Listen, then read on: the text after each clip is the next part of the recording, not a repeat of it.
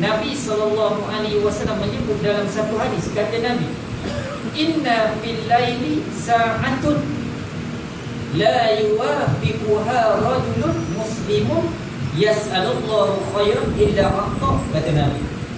Sesungguhnya di waktu malam terdapat satu masa yang apabila seseorang muslim meminta kebaikan kepada Allah tepat pada waktu itu, niscaya Allah Ta'ala akan memberinya. Kita tak tahu kan, mula daripada terbenam matahari sampai terbit balik matahari, antara itu ada waktu, ada saat, ada ketika yang Allah Ta'ala beri kepada kita, tapi tak tahu pukul berapa. Yang ni yang Allah Ta'ala minta kita laksanakan, ya, bangun tengah hari. Baik, kemudian yang kedua, waktu yang mustajab untuk kita berdoa pada waktu pagi. Pagi yang kita bekerja nak pergi kerja. Sebab ada orang baru tidur ingat nak kerja. Oh, kerja ni, lupa baca doa. Ya. Celik je mata kerja. Celik je mata kerja. Pejam mata fikir kerja tu. Besok nak pakai baju apa? Baju batik satu Malaysia. Fikir kot buat kerja. Punya terikat dengan kerja kita. Celik mata kerja, pejam mata fikir nak pergi kerja. Tak pelik. Yang ni, yang kedua tadi, pada waktu pagi, waktu yang mustajab. Kenapa? Kerana ketika itu matahari sedang naik, atau pada ketika itu disebut waktu duha. Kan kalau kita tengok dalam doa solat sunat duha tu, kita tengok bunyi doa di bagaimana, antara banyak-banyak tu ada, ya, dalam itu terkandung makna. Bila kita perhati, bila kita amati, Allahu Akbar, Allahumma in kana rizki fis sama, minta, ya Allah, kalau rezeki aku, ya Allah, ada di langit, ya Allah, fa'anzilhu, ya Allah, turunkan ianya, ya Allah. Kita minta kan. Wa in kana fil ard, ya Allah, kalau rezeki aku itu, ya Allah, fil ard, berada di bawah bumi, berada di tanah, fa'ahrijhu, ya Allah, keluarkan ia, ya Allah. Minta doa. Wa in kana ba'idan, ya Allah, kalau rezeki aku, ya Allah, jauh, tu berada kat Kajang tu, ya Allah, jauh. Faqaribu, ya Allah, hampirkan dia, ya Allah. Kita minta. Ya, itu antara isi doa dalam kita solat sunat duha. Lepas solat kita doa, ya. Yang ketiga, waktu yang mustajab untuk kita berdoa pada waktu petang. Lepas dia tuan-tuan balik, itu berehat sekejap, ya. Kena petang lepas asar, solat asar, itu pun nak keluar jogging keliling taman, ya. Sambil kita berjogging tu doa, atau sebelum jogging kita nak melangkah keluar daripada pintu pagar rumah tu doa, ya Allah, aku nak jogging ni, ya Allah, sihatkanlah, ya Allah, tubuh aku, ya Allah, agar malam ini aku dapat, ya Allah, untuk bangun malam. Ya. Tujuan kita jogging, nak bagi badan tu ringan, bukan saja ringan, sihat, mudah kita nak beribadat kepada Allah Ta'ala, ya. Sebab kalau sakit, ya, sakit, kata Nabi, kalau sekali kamu sakit dalam keadaan berdiri, tak boleh nak solat, duduk, ya. Dan pahala orang yang sembahyang duduk ni, dia dapat nisfu, separuh pahala daripada pahala orang berdiri, separuh. Sebab tu kita nak minta sihat supaya mudah nak beribadat, ya. Itu yang ketiga, pada waktu petang, iaitu selepas mengerjakan solat fardu asar. Yang ketiga. Yang keempat, waktu yang mustajab untuk kita berdoa pada hari Jumaat. Hari Jumaat, ya. Mudah-mudahan hari Jumaat ni kita dapat jumpa. Ada orang tak ada jumpa, ya. Nak nyampai hari Jumaat tu kita tak tahu entah hidup entah tidak. Kadang-kadang tak ada, sampai kami mati, accident, dia lampu untuk nampak atas kereta dia, kena elektrik, habis mati, ya. Iaitu pada hari Jumaat. Itu yang keempat. Kerana apa? Kerana hari Jumaat merupakan hari yang paling baik di antara hari-hari dalam seminggu. Kita nampak settle je hari Jumaat. Sebab tu kita minta dengan Allah Ta'ala dalam doa kita setiap hari, supaya hari Jumaat itu dapat cuti. Ya, mudah-mudahan hari Jumaat itu cuti. Tapi orang yang tak faham kemudian hari Jumaat ni kalau boleh nak kerja dulu hari Jumaat. Kita minta dalam doa kita mudah-mudahan hari Jumaat itu cuti. Sebab apa? Dia adalah penghulu segala hari Jumaat. Ya, Ahad, Isnin, Selasa, Rabu, Khamis, Jumaat. Yang kita minta supaya dapat cuti. Bila cuti, kita ada persediaan untuk pergi menunaikan solat Jumaat. Kerana apa? Kerana hari Jumaat itu dia adalah hari raya mingguan untuk kita. Hari raya mingguan. Kita ada hari raya tahunan, hari raya Aidilfitri, hari raya Aidil Adha. Tapi ada satu lagi hari raya yang kita tak puasa. Apa dia? Hari Jumaat. Sebab tu hari Jumaat ni tuan-tuan, kalau kita nak pergi sembahyang, cari baju yang paling baru sekali. Ya. Baju paling baru sekali. Yang baru beli dekat Maidin, pakai yang tu. Ya, sebab apa? Hari raya. Yang tu kadang-kadang kita tak puasa. Kita jumpa kawan-kawan kita sembahyang Jumaat, butang baju Melayu pun tak ada. Ni tak ada. Tapi kalau raya, ya Allah, ya, butang baju Melayu ni hijau belakang. Hari Jumaat tak ada. Apa ni kita perbaiki baju. Kerana apa? Kerana hari Jumaat itu dia adalah hari raya mingguan. Itu yang keempat. Yang kelima, waktu yang mustajab untuk kita berdoa pada bulan Ramadan. Tak lama dah kita ni.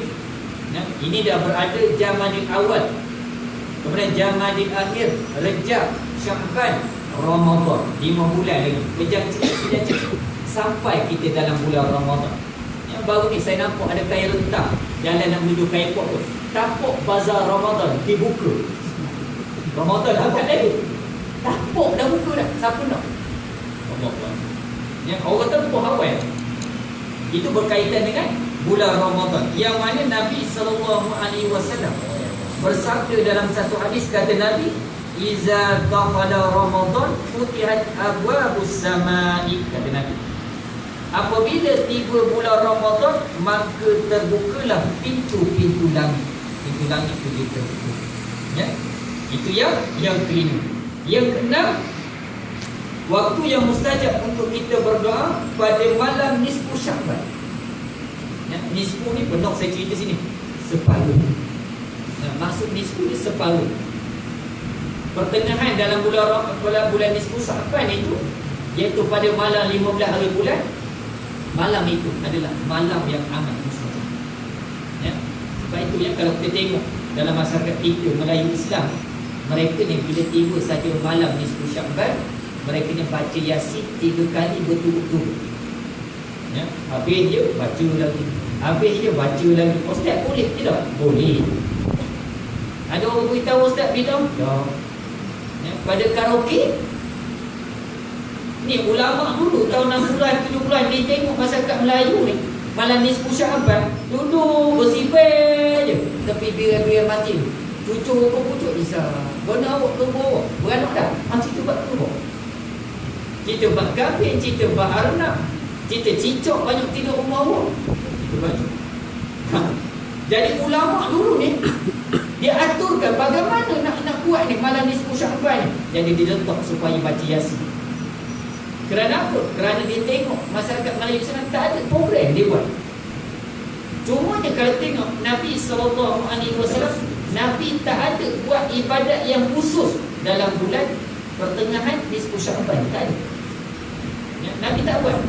Cuma Nabi open. Siapa nak baca Quran, ahlan wa sahlan, bacalah. Siapa nak berzikir, berzikirlah. Siapa nak qiyamul lail, siapa nak i'tikaf lah. Malam nisfu Sya'ban. Dan kita tengok Nabi SAW pernah satu hari Nabi lepas dia solat Isyak, Nabi turun daripada rumah Allah, Nabi pandang ke langit. Sebab tu sunatnya kita pandang ke langit. Pandang ke langit, pandang tengok. Sebab kita ni banyak pandang ke bumi. Pandang ke bumi tengok. Ya? Nabi malam itu Nabi turun, Nabi pandang ke langit, Nabi tengok bulan sedang mengambang. Bulan mengambang. Nabi hitung, rupanya malam itu ialah malam nisfu Sya'ban. Ya. Nabi pun dia niat untuk i'tikaf. Dia masuk semula dalam masjid. Ya. Bila masuk saja dia teringat Malam itu adalah malam giliran Siti Aisyah radhiyallahu anha. Dia pun balik nak beritahu. Dalam perjalanan dia balik, dia tengok rumah dah gelap. Rupanya Siti Aisyah ni dia tidur awal. Zaman tu lah Siti Aisyah zaman tu. Siti Aisyah zaman kita tu tahu lah tidur awal, tidur. Okay. Jadi Nabi pun beri salam. Kemudian masuk dalam rumah, Nabi tanda jumpa, sangkut serban, Nabi baris sebelah Siti Aisyah. Ya. Kemudian Nabi letak tangan dia atas tangan Siti Aisyah, letak. Bila Nabi letak saja, Siti Aisyah ngesok. Tengok Nabi tunjuk contoh. Nabi nak tunjuk pada kita, tidur kita pegang tangan isteri. Nabi pegang tangan Siti Aisyah, pegang. Imam balik malam tadi, pegang ke tidak? Tak pegang lah Ustaz, saya pegang sepas box wifi bantal besar. Nabi pegang. Kemudian Nabi Nabi bila pegang, Siti Aisyah mengesok. Bila Siti Aisyah mengesok, tahulah Nabi bahawa Siti Aisyah baru nak tidur. Lalu Nabi tanya, ya Humairah. Ni Nabi panggil, ya Humairah. Humairah ni maksudnya wanita yang mempunyai kulit kemerah-merahan, nama manja. Ini juga Nabi ajar pada kita. Panggil isteri itu nama manja. Ya. Contoh nama dia Latifah, panggil L. Apa dapat kan kalau kita bulan ni kita tambah sikit astro, kita ni bagi banyak sikit siaran. Latifah, panggil L. Ya tadi Siti Aisyah, Nabi panggil ya Humairah. Dia panggil ya Humairah, apa pendapat awak kalau malam ni aku nak iktikaf di rumah Allah? Siti Aisyah tanya, kenapa nak iktikaf? Lalu Nabi jawab, malam ini malam nisfu Sya'ban. Lalu jawab Siti Aisyah, aku lebih gembira jika kau pada malam ini duduk di sisi aku. Kata Siti Aisyah, tetapi aku lebih lagi gembira pada malam ini kau beriktikaf di rumah Allah. Nabi pun terus ikat bangkit, capai balik rumah, ikat serban, meluru terus ke pintu. Siti Aisyah balik. Bila Nabi dia meluru ke pintu nak pergi ke rumah Allah, Siti Aisyah dia bagi. Kenapa? Nak confirmkan betul tidur Nabi nak pergi iktikaf. Sebab malam itu malam giliran dia. Jadi Siti Aisyah ni bila sampai kat tu dia tengok daripada jauh, betul. Ya. Pada malam nisfu Sya'ban, apa Nabi buat? Iktikaf di rumah Allah. Boleh kita buat nanti. Boleh minta MC insya-Allah. Kalau berusaha tanya kenapa iktikaf. Sebab dia setahun sekali. InsyaAllah. Itu yang keenam. Pada malam nisfu Sya'ban, waktu yang mustajab. Yang ketujuh, waktu yang mustajab pada malam 2 hari raya, iaitu pada malam hari raya puasa dan hari raya haji. Malam tu lepas saja kita buka puasa, kemudian kita duduk tunggu je main tarawih, tidur malam ni. Ada orang tunggu depan TV. Tunggu depan TV tu mesti ada cik pakai songkok, seruk gitu, pakai baju Melayu duduk atas sofa gitu. Dia buat pengumuman, saya penyimpan moh besar mengumumkan esok raya. Lepas tu doa. Bila sebut je raya, doa kita. Ya Allah, jadikanlah ya Allah puasa aku pada tahun ini, ya Allah puasa yang mabrur, ya Allah. Mabrur tak apa? Puasa yang Allah Ta'ala terima. Doa lah apa-apa. Okey, itu yang ketujuh. Yang ke-8, waktu yang mustajab untuk kita berdoa pada bulan Rajab. Pada bulan Rajab. Sebagaimana Nabi SAW bersabda dalam satu hadis, kata Nabi, khamsu layalin la turaddu fiha da'watu awwalu lailatin min Rajab, kata dia. Wa lailatu nisfu Sya'ban wa lailatul jum'ati wa lailatul aidi. Arti dia, terdapat 5 malam yang tidak ditolak permintaan doa, iaitu pada malam pertama di bulan Rajab, malam nisfu Sya'ban yang 2, pada malam Jumaat yang 3, dan pada 2 hari raya. Hari raya haji, hari raya puasa. 2 hari raya, mana 5? Berdasarkan hadis Nabi Muhammad sallallahu alaihi wasallam. Itu yang ke-8. Yang kesembilan, waktu yang mustajab untuk kita berdoa selepas mengerjakan solat 5 waktu. Selepas kita solat. Sebab ada orang lepas solat, lepas beri salam, baru bangkit, tak ada nak berdoa. Macam sembahyang Jumaat tu kita tengok kan, tak ada apa, ramai yang bangkit tu ramai. Padahal hari Jumaat tu hari raya. Berbeza kalau kita tengok hari raya mingguan tu dengan hari raya haji. Hari raya Aidilfitri, orang boleh tunggu doa. Hari raya haji, bila tu imam doa, semua bergerak dulu.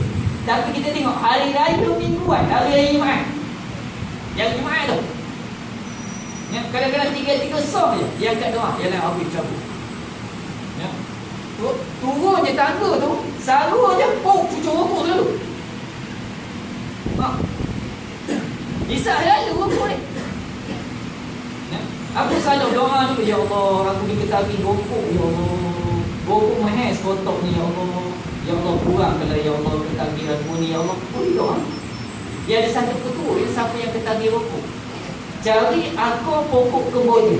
Selalu banyak kat kubur, boleh pergi kat ketika orang kubur kirangin, ya, akar tunjang yang besar, ambil, bawa balik, basuh, cuci-cuci, letak dalam kuyuk, rebus. Sebelum minum, bacalah surah Fatihah dulu. Kemudian doa, minta dengan Allah Ta'ala, mudah-mudahan ketagih rokok kita tu kurang. 2014 tak tahu naik pula lepas ni, kita bukan tahu. Ya, itu berkaitan dengan rokok tadi. Baik, kemudian yang ke-10, waktu yang mustajab untuk kita berdoa selepas membaca Al-Quran. Lepas kita mengaji, terutama selepas khatam Quran. Khatam Quran, muhasabah. Hari ni kita baca Quran ke tidak? Tak perlu lagi baca. Sebelum tidur nanti kita baca. Mudah-mudahan ya Allah Ta'ala buka pintu hati kita ni yang selama ini berkarat, yang dibersih, insyaAllah. Kemudian yang ke-11, pada majlis zikir atau tahlil atau selepas berzikir, kita juga digalakkan berdoa. Itu yang ke-11. Yang lepas tahlil, ya, tahlil ni, la ilaha illallah, la ilaha illallah, tersebut tahlil. Yang artinya tiada Tuhan yang disembah melainkan Allah. Ya. Kemudian yang ke-12, waktu yang mustajab untuk kita berdoa selepas mengambil wudu, lepas ambil ismayah. Yang ni pun jarang kita tengok orang doa. Lepas ambil ismayah, lepas basuh kaki, kadang-kadang turun naik. Apa salah kita duduk sekejap, ya, pandang ke arah kiblat, doa. Ya. Nak angkat tangan boleh, tak angkat tangan pun boleh. Ustaz, kalau tak nak angkat tangan, tak apa. Sebab apa? Sebab dia sunat angkat tangan. Tak nak angkat, tak apa. Kata kita, ya Allah, aku ni lama dah duduk, ya Allah. Ya Allah, temukanlah jodoh aku dengan jadi mana-mana, ya Allah. Tuan. Jodoh ni pun kena doa. Jodoh, ya, yang kita boleh kahwin ni, barangkali tu kita doa. Sebab kita doa, ya. Dah jumpa dah, kita istikharah pula, ya Allah, tepat ke tidak, ya Allah, dengan jadualmu, ya Allah, orang yang aku pilih ni, ya Allah. Sebab kita doa, tak ada temukan kita, ya. Itu berkaitan dengan doa selepas mengambil wudu, ya. Waktu yang mustahil. Kemudian yang ke-13, selepas azan untuk mengerjakan solat lepas waktu, ya, lepas waktu. Kemudian yang ke-14, selepas iqamah, sebagaimana Nabi SAW bersabda, hadis riwayat Al-Hakim, kata Nabi, tidak ditolak doa di antara azan dan iqamah. Tengah-tengah tu, lepas azan nak menunggu ke iqamah tu, tengah-tengah tu. Kadang-kadang Tok Imam, Tok Bilal tu dia tunggu 10 minit situ. Antara tu kita doa, ya Allah, anu aku, ya Allah, kau ni, ya Allah, nak ambil SPPM, ya Allah. Ya Allah, mudahkanlah baginya, ya Allah, dalam keadaan, ya Allah, dia ni, ya Allah, tak mendapat bantuan beasiswa, ya Allah, mudahkanlah pelajaran ni, ya Allah. Ya, antara azan dengan iqamah. Kemudian tempat-tempat yang mustajab untuk kita berdoa di mana? Ya. Sebab apa, tuan-tuan? Sebab di mana-mana saja kita boleh berdoa, asalkan tempat itu tidak boleh. Ya. Cumanya ada tempat yang amat-amat mustajab. Yang pertama, di tanah suci Makkah Al-Mukarram. Tempat jauh yang kawan-kawan kita pergi melaksanakan umrah, ada sebahagian yang dapat rezeki pergi melaksanakan ibadah haji, cukup. Ya. Itu yang pertama. Di tanah suci Mekah. Kenapa Mekah? Sebab yang pertama, Mekah ini adalah tempat tumpuan manusia. Kita pergi ke Mekah ni semua ada. Nak makan durian, ada tak Mekah? Nak benda lagi, nak kaya suri lagi banyak. Ya. Mekah ni tempat yang paling mulia. Juga Allah Ta'ala letak di situ air yang paling mulia, iaitu air Zam-Zam. Kita pergi sana, bukan saja tempat yang paling mulia, nak minum juga air yang amat-amat mulia. Apa dia? Air Zam-Zam. Ya. Selepas Nabi SAW wafat, ya, dia duduk ranking nombor 1 masa Nabi SAW hidup. Air yang paling mulia yang pertama ialah air yang keluar daripada celah jari jemari Rasulullah SAW. Ya. Bila Nabi ni wafat, jatuh nombor 2. Ya. Air itu kalau masa Nabi hidup jatuh nombor 2 air Zam-Zam. Tapi bila Nabi SAW meninggal, air yang Zam-Zam ni dijatuh ranking nombor 1. Ya. Cubalah ikhtiar bulan ni dapat minum air Zam-Zam. Ada jual dah sekarang mudah. Itu yang pertama. Yang kedua, tempat yang mustajab untuk kita berdoa, Masjidil Haram. Ya, Masjidil Haram yang terdapat Kaabah di kota Makkah. Ya, Kaabah. Ya, sebab tu kalau kita pandang Kaabah ni tuan-tuan, berbeza dengan kita pandang bangunan lain. Ya. Orang yang kebanyakan yang bila kita follow dengan kawan-kawan yang pergi Mekah, bila pandang je Kaabah ni tuan-tuan, hati mereka tipu. Air mata di mana ni tak tahu sebab. Dia berbeza dengan kita pandang bangunan apa? Hang-hong. Ada tadi? Mana ada? Cemok dah air mahal betul. Orang siap sumpah lagi gampang betul mahal pun ikan kat hang-hong. Berbeza kan? Kita pandang bangunan hang-hong atau pandang bangunan mana-mana, ya. Semua tu kita pandang berbeza dengan pandang Kaabah. Kebanyakan orang pandang Kaabah ni kan. Allah. Ya, ni Allah Taala campur, ya.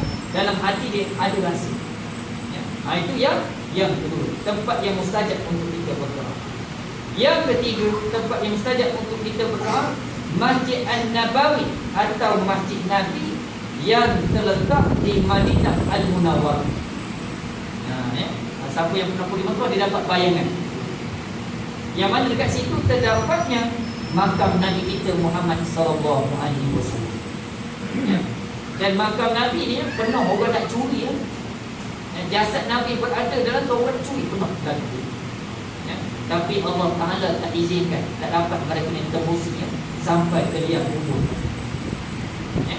Itu yang ketiga. Yang keempat, tempat yang mustajab untuk kita berdoa di dalam Masjid Al-Aqsa. Di mana? Di Palestin. Kalau di kalangan kita ni dapat, ya, pergi ke sana, alhamdulillah, itu memang Allah Ta'ala beri kita rezeki. Ya. Bukan senang, ya, nak pergi ke sana. Allah Ta'ala yang pilih. Begitu orang yang pergi haji, dia pergi umrah. Sebenarnya Allah Ta'ala yang pilih. Ada orang kan duit dia Allah Akbar, dah lah kaya, dapat pula bantuan bangun ni banjir, dapat pula lagi free. Tapi kenapa tak boleh tuan-tuan di hati dia ni, ya, ada rasa nak pergi Mekah. Rupanya orang yang pergi Mekah ni sebenarnya Allah Ta'ala yang jetik pintu hati dia. Allah Ta'ala panggil, labbaik Allahumma labbaik. Ketika, ya Allah, aku sahut, ya Allah, lambayan-lambayanmu, ya Allah. Yang lafaz talbiyah, yang kita ucapkan. Baik, kemudian yang kelima, di padang Arafah. Yang padang Arafah ni sebagaimana kata ulama, tempat Allah Ta'ala temukan Nabi Adam dengan Siti Hawa di padang Arafah. Sebab tu dinamakan Arafah. Arafah tu artinya suasana ta'aruf. Ya, Nabi Adam perkenalan balik dengan Siti Hawa. Itu di padang Arafah. Tempat, iaitu tempat wukuf ketika menunaikan haji. Di padang Arafah. Kemudian yang keenam, tempat yang mustajab untuk kita berdoa, di Muzdalifah yang terletak di Mina. Ya. Mina, sebagaimana kata ulama, Mina ni tuan-tuan tempat yang kecil je, antara satu gunung dengan satu gunung, tengok-tengok. Cuma ini disodok lah, nak bagi luas sikit. Walaupun kita tengok Mina ni kecil, jutaan bilion manusia datang ke situ, tapi boleh tak Mina. Yang ni yang kata ulama, Mina ni kata ulama ibarat seperti kandungan ibu. Mok yang mengandung tu alur je 47 kilo je. Ya? Tapi yang duduk dalam perut dia 3 orang baby kembang. Boleh muat. Itu minat. Minat ni kecil je. Ibarat kandungan ibu, kalau sekiranya duduk dalam perut ibu tu 3 orang, boleh muat. 7 orang boleh muat. Seorang lagi muat. Begitu minat. Tempat yang mustajab. Ya. Baik, kemudian kalau kita tengok berkaitan dengan doa, qada dan qadar. Qada dan qadar ni dijatuh rukun iman yang ke-6.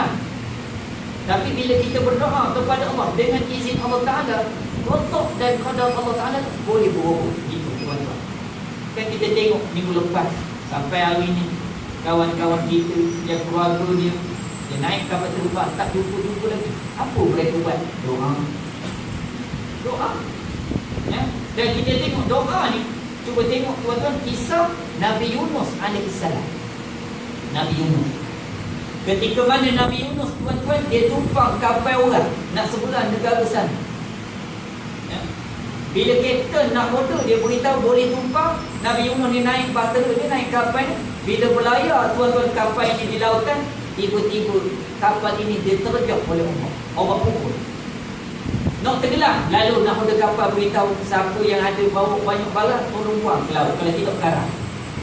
Termasuklah Nabi Yunus, barang. Ya. Berlayar balik. Ya. Bila dah clear berlayar balik, dia terjang balik oleh Allah. Nak tenggelam lagi, kata nak order kapal, kata dia tadi buang barang, kena buang ulang pula. Bila sebut buang orang, tuan-tuan semua tak ada. Ya. Akhirnya berlaku undi. Mana mengundi lama dah. Bukan kajang aja. Mengundi tu lama dah. Undi kena kepada Nabi Allah Ta'ala Yunus. Nabi Yunus kena. Bila kena tuan-tuan, Nabi Yunus ini dicampur masuk ke dalam laut, tiba-tiba Allah Ta'ala perintahkan kepada ikan Nun supaya telan. Ya? Yang kita baca dalam surah Al-Qalam tu, Nun wal qalami wa ma yasturun. Surah Nun, surah Al-Qalam yang ada Nun depan. Ya? Yang mana tuan-tuan, ikan Nun ni ditelan Nabi Yunus. Bila Nabi Yunus berada dalam perut ikan Nun, apa dia buat? Doa. Ada karaoke? Mana ada? Orang kita nak kahwin, anak nak kahwin, tuan-tuan, karaoke. Sepatutnya doa, ya Allah, jadikanlah ya Allah menantu aku ni, ya Allah, baru dapat ni, ya Allah, menantu yang soleh, ya Allah. Barulah barakah perkahwinan. Ini tuan-tuan, kemo tu macam kemo haram. Ya? Buat karaoke pula. Cuba buat tuan-tuan doa selamat tu, baru barakah. Malam tu ada kadang-kadang satu tempat, malam ada dah doa selamat, siang pula karaoke. Jemput tu, saya dah berhenti je. Tengok Nabi Yunus masuk dalam perut ikan Nun, apa dia buat? Doa. Selain berdoa, apa dia buat? Dia berzikir. Apa zikir dia? La ilaha illa anta subhanaka inni kuntu minadh dhalimin. Itu Nabi Yunus. Akhirnya apa berlaku? Ikan Nun ni tadi tuan-tuan terdampar di tepi pantai, muntahkan balik Nabi Yunus yang berada dalam perut. Selamat Nabi Yunus. Kemudian kita tengok lagi, ada kisah lagi. Kita buka dalam kitab Riyadhus Shalihin berkaitan dengan doa. Ya. Awal-awal lagi cerita dalam kitab Riyadhus Shalihin tu, ada 3 orang pemuda, dia berjalan dekat kawasan padang pasir. Kemudian tuan-tuan, mereka ni dilanda ribut padang pasir. Yang ribut padang pasir ni bukan ribut biasa-biasa. Kalau tentu kat kita ni tuan-tuan, ya, ni mata dia termasuk pasir. Sebab tu yang tahan seekor je, unta. Unta je boleh tahan. Ribut pasir dia senyap je, kejap je mata. Mata dia tu ada bumper. Bumper dia boleh tahan. Kita ni bumper dia tak tahan ni. Ya, itu yang sebut dari FRU, kata pedih juga. Walaupun pedih, bumper dia tak kuat. Nah, ini pula ribut padang pasir. Allahu Akbar. Lagilah tuan-tuan. Ya, lari 3 pemuda ni menyelamatkan diri ke mana? Masuk dalam gua. Ni dalam kitab Riyadhus Shalihin, tuan-tuan buka. Awal-awal lagi. Ya, bila masuk saja dalam gua, tuan-tuan, tak semena-mena tiba-tiba batu bergolek, tutup pintu gua. Bila tutup, mereka nak berlari, tolong batu ni nak keluar, tak lepas keluar. Lalu berkata lelaki pertama, kita dia tak lepas keluar dah. Kita pakai doa lah.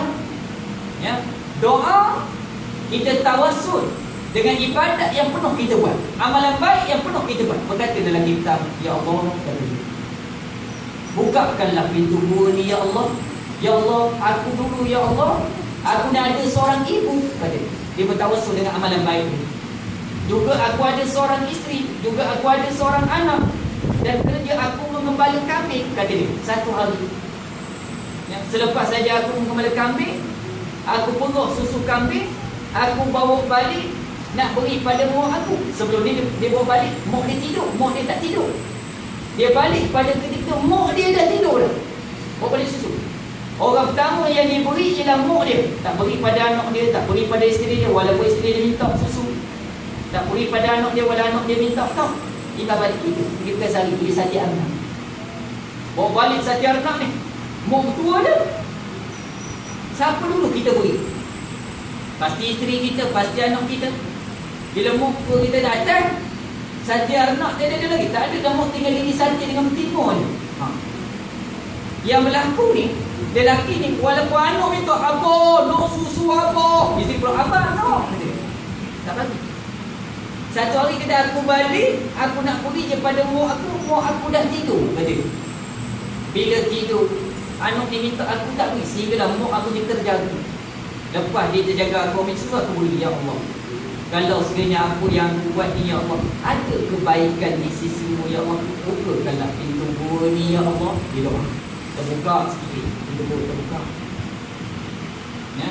Bila terbuka, mereka bertiga meluru nak keluar, tak lepas keluar lagi, baru terbuka sikit. Ya. Berkatalah kita mahu pula doa. Dah doa dah, kata dia. Doa pula, dah terbuka. Kata lelaki yang tu, ya Allah, aku ni orang kaya. Satu hari datang sepupu aku nak pinjam duit beberapa dinar. Nak pinjam duit. Aku kata nak pinjam boleh, tapi syarat kena bersama dengan aku melakukan zina. Ya. Jadi wanita ni, bila semua itu tak ada arwah dah. Ya. Tak apalah kata dia, zina lah. Ya. Bila mana nak mula je zina, perempuan ni tadi disebut nama Allah Ta'ala. Jadi kata lelaki aku, bila dengar je kalimah Allah, badan aku yang bergetar, aku cabut lari, aku tinggalkan duit, aku tinggalkan wanita. Ya Allah, jika sedang ada kebaikan ya Allah di sisimu ya Allah, apa yang aku buat ni ya Allah, bukakanlah pintu gua ni ya Allah. Terbuka sikit lagi. Ya. Meluru ketika nak keluar, tak lepas juga keluar. Berdoa pula yang ketiga. Ya Allah, kata dia, aku ni tokek, majikan di bawah aku ni ya Allah, banyak ya Allah pekerja-pekerja aku. Ramai nak kerja. Satu hari kata dia, aku nak bagi gaji, tiba-tiba dalam ramai-ramai pekerja aku itu ada seorang tak ada ambil gaji, cabut lagi. Jadi duit gaji dia aku simpan, lama sangat simpan, tak ada arwah dalam bab. Dia beli binatang ternak. Membiok. Selepas beberapa tahun, lelaki yang cabut lari tak ada ambil gaji ni datang balik, tuntut gaji. Bila tutup gaji dia cakap, gaji tak ada dah, cuma duit gaji tak aku beli tu, dengan lembu, dengan kerbau, dengan unta tu satu padang, aku dia ambil lah itu semua gaji aku. Ya Allah, jika sekiranya ya Allah ada kebaikan di sisimu ya Allah, kau bukakanlah ya Allah pintu gua ini ya Allah. Terbuka tuan-tuan, keluar mereka bertiga daripada kewajiban siap. Sebab itu tuan-tuan, doa ini dia adalah silahul lil mu'min, kata Nabi. Ad-doa silahul lil mu'min. Doa itu adalah senjata bagi orang-orang yang beriman. Jadi marilah tuan-tuan, pada malam ini kita memperbanyakkan doa kepada Allah Subhanahu wa Ta'ala. Sebab kita tak tahu bila kita akan bertemu dengan Allah Subhanahu wa Ta'ala. Contoh malam ini kita akan mulai perjalanan kita ke kampung akhirat itu kita akan kerja malam. Jadi mudah-mudahan seringkas yang dapat saya kongsikan pada malam ini berkaitan dengan doa. Mudah-mudahan Allah Subhanahu wa Ta'ala menampakkan ilmu kita insya-Allah. Yang baik semuanya datang daripada Allah, yang kurang semua dimaafkan. Untuk akhirnya aku qauli hadza wa astaghfirullah li wa lakum.